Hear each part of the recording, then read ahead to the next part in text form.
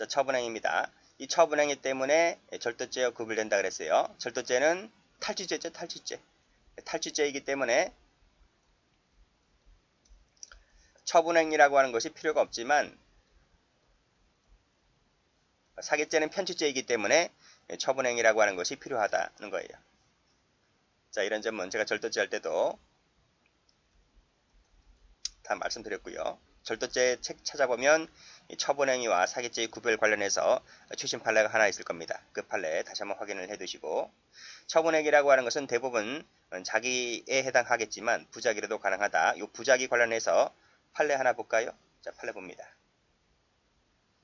자, 인쇄사건인데 아주 중요한 판례죠. 여기 보시게 되면 처분행위라고 하는 것은 밑에 자기도 되고 부작위도 된다.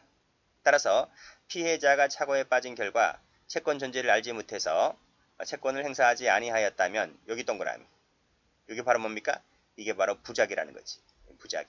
이것도 처분행위가 된다는 내용입니다. 그 사실관계가 밑에 2번이야. 2번 읽어볼게요. 여기 볼까요? 올라가서 볼까요?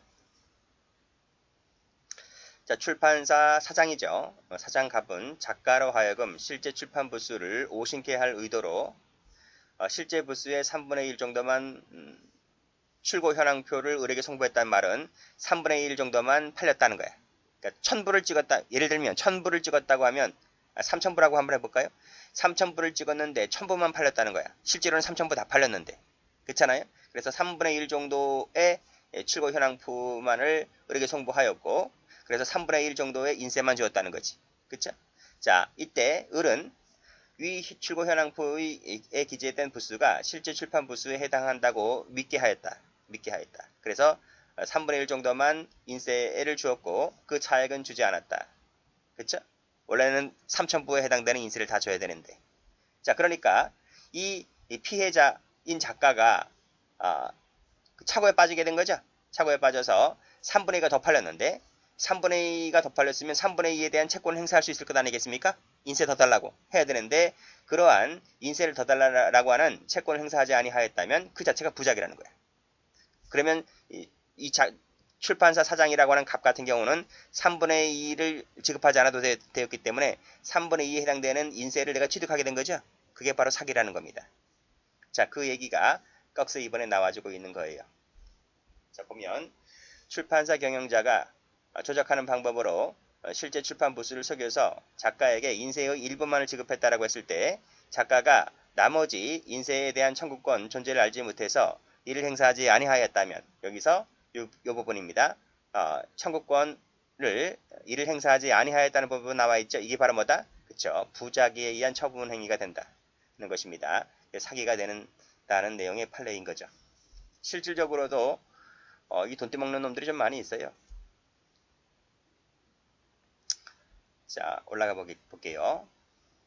올라가 보면 처분의사 나왔네요.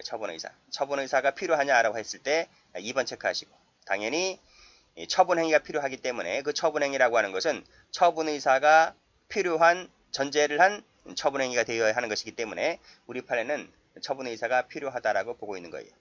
자, 이 부분 노트를 한번 가볼까요?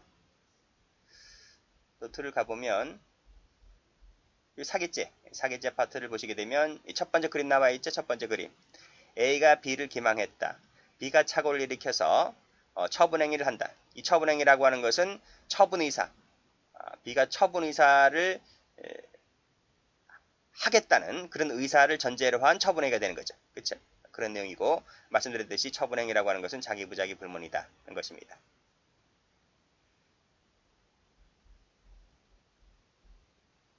자, 요 처분행위 관련해서 판례 하나 볼 텐데, 그 판례가 어디에 나와 있느냐면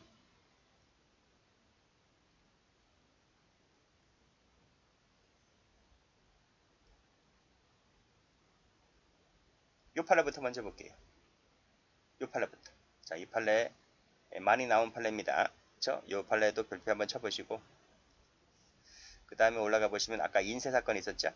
요 판례도 별표 한번 쳐보시고, 뭐 수십 번 나왔던 판례들입니다. 자, 그러면 요 판례 한번 볼게요. 자, 요 사실관계 있죠? 사실관계. 갑은 그랬어요. 갑은 밑에 병에게 형질 변경 및 건축 허가를 받는 데에 인감하고 확인 서면이 필요하니까 이를 나한테 주면 위 용도로만 사용하겠다라고 합니다. 그러니까 병이 이 말에 속죠. 이 말에 속아서 즉석에서 자신의 인감하고 그 다음에 본인 확인 서면하고 이것을 교부를 합니다. 교부를 하면 갑은 분명히 그 용도로만 쓴다 했기 때문에 그 용도로만 써야 함에도 불구하고 이 친구가 어떻게 했습니까? 이 친구가 여기 소유권 이전 등기 자신의 명의 앞으로 이전 등기를 격려하게 된 거죠. 그러니까 이 용도들을 안 쓴 거죠. 이것이 사기죄가 될 수 있느냐의 문제입니다. 앞에서 뭐라고 했습니까?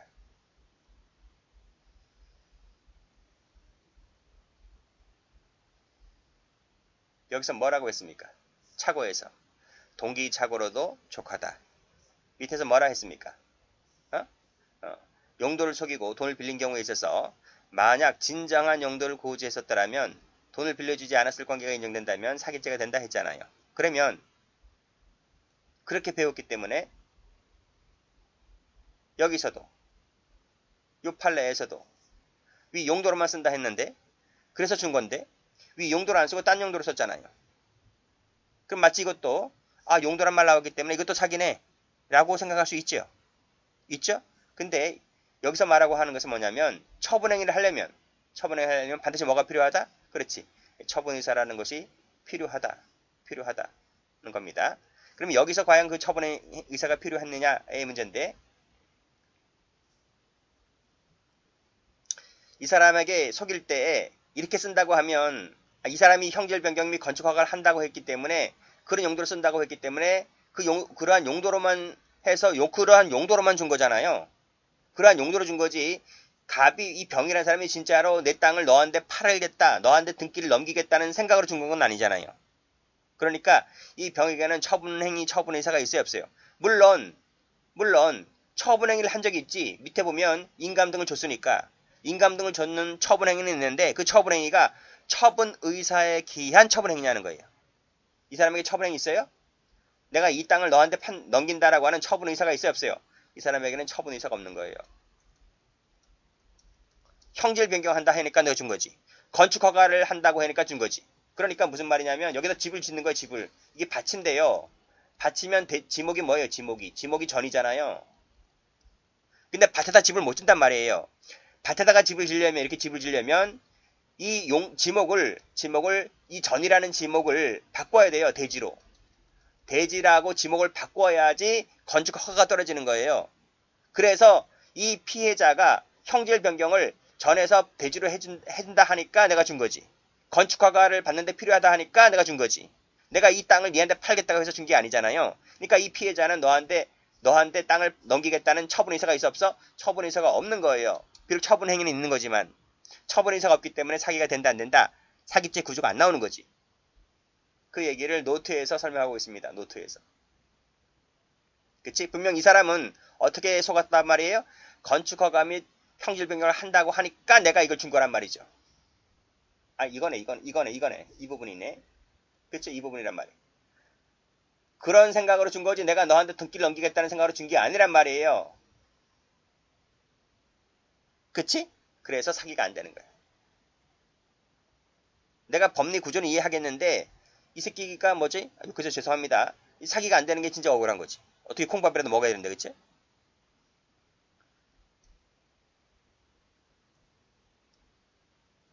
자, 그런 취지로 보시면 되겠어요. 자, 그래서 이 판결 의지에서 여기 이거 조심하셔야 됩니다.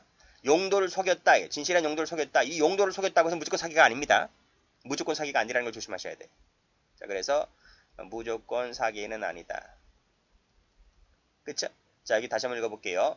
부동산 매도용 인감증명, 등기 의무자 본인 확인 서면, 진실한 용도를 속이고 그 진실한 용도 뭐였는데? 원래 용도 뭐였는데? 여기 형질 변경이 건축허가 있단 말이에요. 이 부분. 자, 그걸 속이고 자신 앞으로 뭘 했다? 이전 등기를 했다는 거예요. 이전 등기를 했다고 했을 때 피해자는 처분행위, 너한테 넘긴다라고 하는 처분행위가 없었다. 그 말은 처분의사가 없는 거지. 사기가 되지 않습니다. 그쵸? 제가 아까 여기서 뭐 처분행위가 있었다고 설명했나요? 그걸 정정합니다. 이렇게 정정합니다. 처분의사에 기한 처분의사에 기한 처분행위를 말하는 겁니다. 그게 없었다. 이렇게 보시면 될 것 같아요. 조심하셔야 됩니다. 그래서 요 사실관계에서는 이 부분을 색깔 칠해야 돼요. 이 부분 색깔, 이 부분 색깔. 비록 판결료지에서는 그 부분이 생략되어 있죠. 형질 변경 및 건축허가란 말이 판결료지에 없죠? 없는데 실제로는 이것을 만들어서 나올 겁니다. 그렇게 정리를 해두시면 돼요. 하나 더 볼까요? 요거 하나 더 볼게요. 병원 도주 사건. 갑은 A 병원의 처의를 입원시켰다는 거지. 입원시켜서 이제 진료받아 왔단 말이죠. 그 치료비가 17,000원 나왔어요. 당신이 70년대니까 아주 지금으로 말하면 뭐 몇십만 원 그 이상이 나온 거죠. 자, 이 치료비를 진료비를 내야 되는데 입원비를 내야 되는데 지불할 의사가 없으면서 직원에게 그렇게 얘기합니다. 직원에게 어떤 얘기를 하냐면 우리 아내가 병원에 오래 있었다. 그래서 밖에 시내에 나가서 극장 한 편 때리고 거기서 돈 찾아서 와가지고 당신네의 진료비를 지급한 후에 그리고 이제 마지막에 퇴원 절차를 밟겠다. 이렇게 얘기를 하니까 직원이 그러면 안 됩니다. 이렇게 말합니까? 그건 아니잖아요. 그래서 직원이 그럼 그렇게 하세요. 라고 얘기하고 이 갑은 아내를 데리고 병원에서 나옵니다. 근데 나와서 돌아오지 않죠. 도주를 하는 거예요. 자, 이것이 사기죄가 될 수 있을까의 문제입니다. 사기죄가 될 것 같은 구조죠. 그렇죠? 속였으니까. 속여서 튀니까. 먹튀를 하니까 사기죄가 될 것 같은데 사기죄가 안 된다는 거예요. 왜냐하면 이때 이 직원은 이 환자 측에게 이 치료비를 면제해 준다는 의사가 있어요, 없어요? 의사가 없어요. 왜 면제를 해요? 치료비 받아야죠. 그쵸? 내가 뭐라고 치료비를 면제해 줄 권한이 나한테 없는데. 그러니까 이 사람들이 도주했다, 먹튀를 했다 할지라도 치료비가 그러면 없어집니까? 밖에 나가서 무조건 돈만 가면 다 치료비가 면제가 되는 겁니까? 그게 아니잖아요. 채권 채무 관계는 남아있는 거예요. 그쵸? 여전히 살아있는 거예요. 그래서 이것은 치료비 면제의사라는 게 뭐예요? 그치? 처분의사라, 처분의사. 처분의사가 없는 거예요. 이게 바로 뭐다? 사기죄에서 말하던 위에서 얘기했던 처분의사가 없는 거다.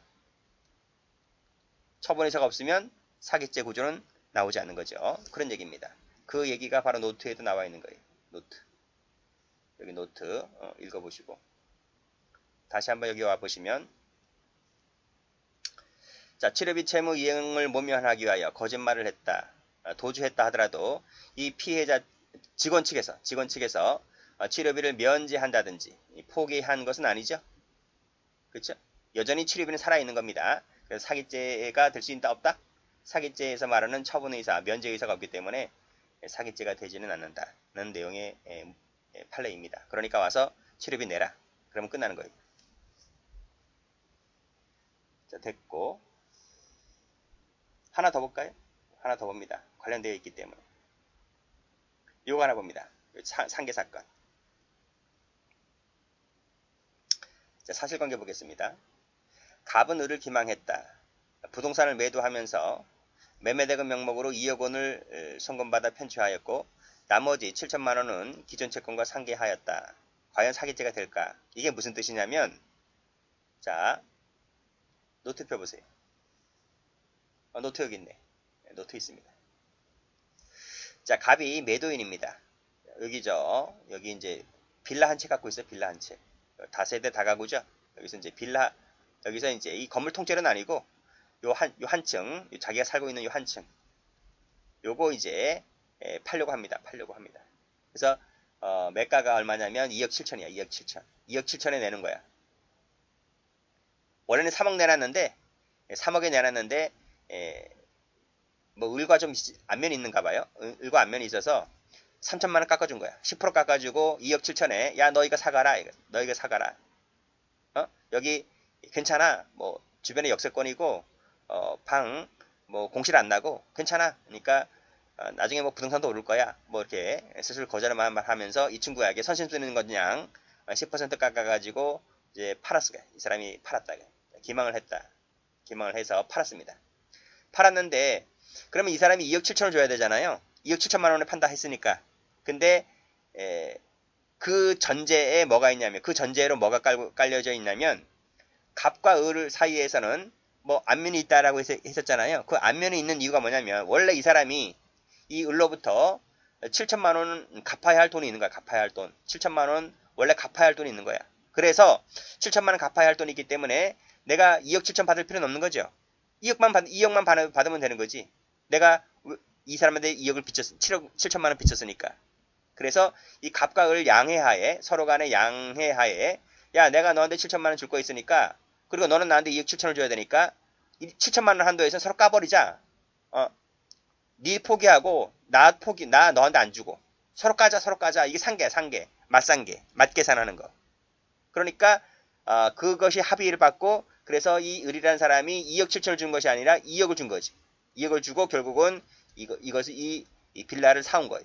사온 겁니다. 근데요 이게 결론부터 말씀드리면 이게 사기당한 거야. 사기당했다. 그러니까 잘못 산 거지. 그래서 이 친구가 너 이 새끼 나한테 사기 쳐서 팔아먹은 거지? 라고 해가지고 이 사람을 상대로 고소했습니다. 고소하고 너 빨리 2억 돌려줘. 2억 돌려줘. 그리고 7천만 원 여전히 살아있는 걸로 해. 라고 해서 했는데 갑이 뭐라 그래요? 웃기는 소리. 너 임마 나한테 팔았잖냐 임마. 그리고 7천만 원 서로 깠는데 내가 왜 7천만 원 너한테 왜 주냐? 라고 해서 이 사람이 돌려주지 않고 서로 법정 소송에서 다투는 겁니다. 사기가 될까요? 안 될까요? 여기 나와 있지? 상계하기로 합의를 했지만 이 돈 주고 받은 부분, 이 빌라를 내가 사고 판 부분에 있어서 이 사람이 나한테 사기를 쳤으니까 내가 돈을 준 것은 착오의 기인에서 돈을 준 거잖아요. 착오라고 하는 것은 민법에서 하자 있는 의사표시인 겁니다. 하자 있는 의사표시. 내가 착오를 일으켜서 지금 돈을 건넸잖아요. 이것이 바로 하자가 있는 거라고. 하자. 너가 나한테 기망을 해서 돈을 받아갔기 때문에. 하자가 있다라고 하는 것은 민법에서 취소할 수 있는 거예요. 나중에. 취소가 가능하다. 이거지. 취소가 가능하다. 여기 나와 있지. 상계의사표시는 서로 우리 까자. 7천만 원 까자라고 하는 이 상계의사표시는 착오에 의한 것이기 때문에 돌려받을 수 있겠지. 소송을 통해서. 근데 소송을 통해서 돌려받을 수 있으면 확답을 못하겠지만 중간에 쓰면 없는 거죠. 중간에 돈 다 소비하면 못 받는 거지. 자, 그렇다 하더라도 이것은 상계를 취소해서 뭐 돌려받을 수 있을지 모르겠지만 돌려받을 수 있다 손 치더라도 그건 나중 문제고요. 나중 문제고 서로 까자라고 하는 이 면제 의사표시는 하는 순간 기수입니다. 하는 순간 기수. 나중에 돈을 돌려받았다 하더라도 앞에서 사기친 것은 없어지는 게 아닙니다. 그 얘기를 판결유지에서 하고 있어요. 그렇죠? 이 판결유지 한번 읽어보겠습니다. 자, 채무자의 기망으로 채권자가 채무를 확정적으로 소멸시키는 얼마? 7천만 원. 그렇죠? 여기 채무를 확정적으로 소멸시키는 것이 뭐야? 서로 까자 상계하는 거. 상계. 면제하는 거. 상계. 그런 특약 등의 처분 행위를 했을 때는 채무의 면제라고 하는 재산상 이익을 사기꾼이 취득한 거지. 7천만 원을 취득한 거지. 갚아야 할 돈을 안 갚았기 때문에. 훗날 가로 열고 사기죄 처분행위가 사기를 이유로 민법에 따라서 취소할 수 있다 손치더라도 취소가 뭔데? 하자 있는 의사표시니까. 그렇죠? 취소될 수 있다 하더라도 그건 훗날이고 달리 볼 것은 아니다. 뭐다? 사기다. 이런 말입니다. 이 판결로지 잘 받으시고요. 자, 그 사실관계가 2번이죠. 피해자를 기망해서 매매대금 중 일부가 얼마인데 7천만 원을 기존 채권과 상계하는 방식으로. 상계가 뭐야? 상계가 채무를 확정적 소멸하는 의사표시지. 그쵸? 자, 그 채무 소멸의 이득을 취득하였다라고 하는 내용으로 기소된 사안에서 자, 피고인이 상계에 의하여 기존 채무가 소멸되는 이득을 취득하였다. 그쵸? 7천만 원을 취득한 것이다. 는 내용입니다. 자, 꺽쇠 1번 여기 색깔 칠하시고요. 여기 색깔 칠하시고 여기 색깔 칠하시면 됩니다. 자, 그런 취지로 판례를 이해하시면 되겠습니다.